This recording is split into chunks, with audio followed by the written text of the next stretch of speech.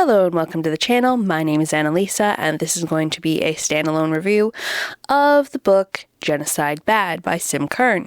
So I don't usually do this because I usually like to put what the book is about in my own words, but I am not as great at that with essay collections or nonfiction in general. So I'm going to read to you what the publisher has said about what this book is. Quote, part activist memoir, part crash course in Jewish and Palestinian history, Genocide Bad dismantles Zionist propaganda and maps a course towards collective liberation in 10 unapologetic essays. So I learned pretty quickly about what was going on in October of 2023 and started learning lots of anti-Zionist stuff and pro-Palestine stuff and learning about the history and the current things going on and the arguments and the whys and therefores.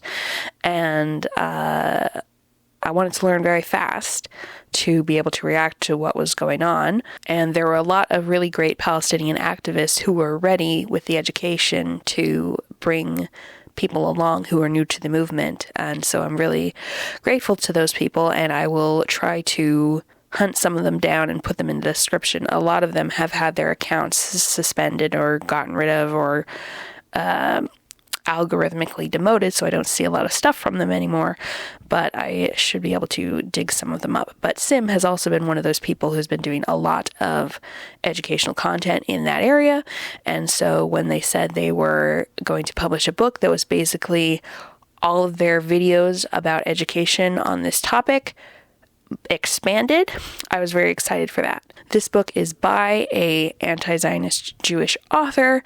It was commissioned by a Palestinian publisher and editor, Hannah Mushabek, who is part of Interlink Press, which is the only Palestinian press in the U.S., and it was fact-checked by a collection of Palestinian and Jewish scholars, and it came out on April 22nd, 3 days ago. I got my ebook 2 days ago and read it as fast as I could so that I could get a review out and get this video out. That's why this video is not on a Tuesday as usual, but is coming out Saturday or Sunday. So as the description talked about, the point of this book is education and to explain Zionist talking points, and why they are wrong. And so this can be to help your own journey of education and understanding of why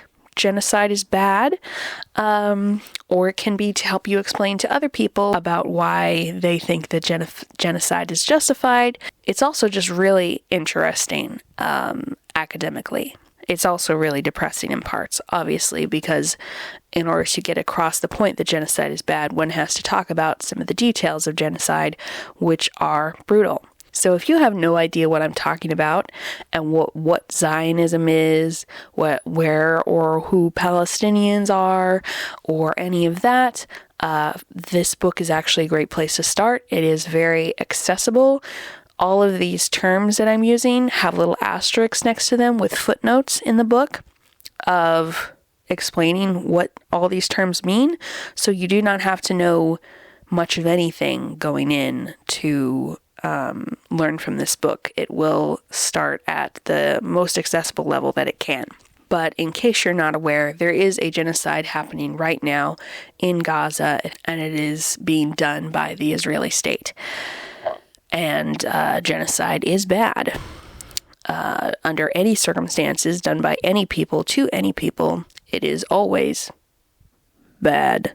So I wanted to go over the different parts of the book. So part 1 is how I became a reluctant influencer for a free Palestine. And this is Sim's personal journey, summed up pretty quickly in about a chapter length of how they first came to learn about Palestine and their whole experience coming to leftist politics. And it kind of explains how they are not a hero for what they've done, even though they've accomplished quite a bit. It wasn't through any special bravery of themselves. It was more a combination of their identity as a Jewish person combined with having a little platform and then the algorithm exploding that platform much bigger,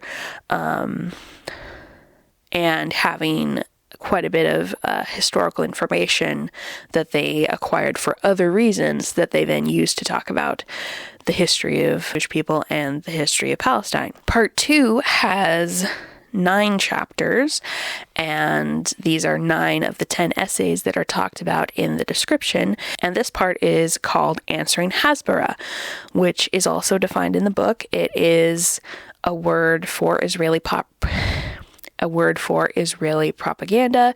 It's a Hebrew word, and every nation has propaganda. The U.S. has a particularly large propaganda machine, and there is a fair amount of Israeli and U.S. propaganda that overlaps because the U.S. uses Israel as a sort of extension of its empire in that region.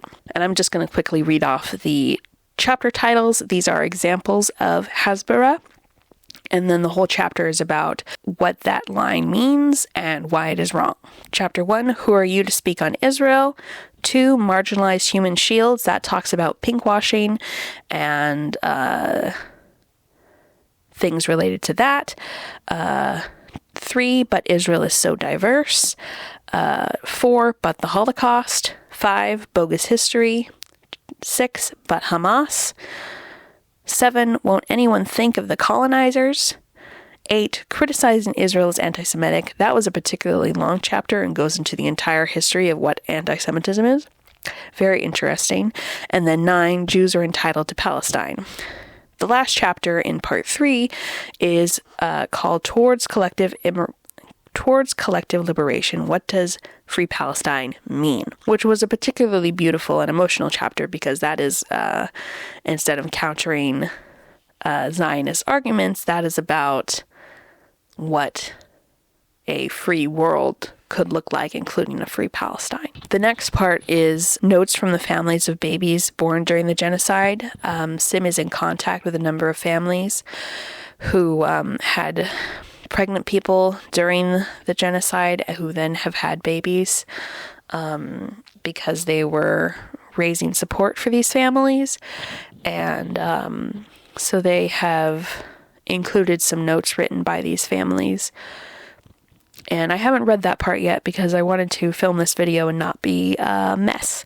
I think this book is very well written. In addition to defining all the terms in the footnotes, it also has sources cited in the endnotes. And so I don't want to look through all of those, but there are a lot of them. So if you want to look up a specific claim that's made in here, you can do that. There's also a digital list with working hyperlinks on Kern's website. While I had heard a lot of these arguments before, I had never seen them explained in so much detail, so I find that really helpful. There are a fair few books on Palestine, but a lot of them are from indie presses, and even those that are not tend to be suppressed in some way or another. And so the more books there are available that might get picked up by a library or a bookstore and someone might see them at some point, the more likely we will be able to spread this education and have it reach people who have not yet been reached. That's one of the reasons that I am publishing this video on a different day than usual, because I want to get this video out before the end of the week, before the end of the first week of this book being out, because I would like to encourage people to go buy the book or request it to be bought by your library, something like that, if at all possible, before that week runs out, so that it has better chances of getting on bestseller lists. The more bestseller lists it is on, or the more prestigious bestseller lists, the more likely it will be picked up by bookstores and libraries.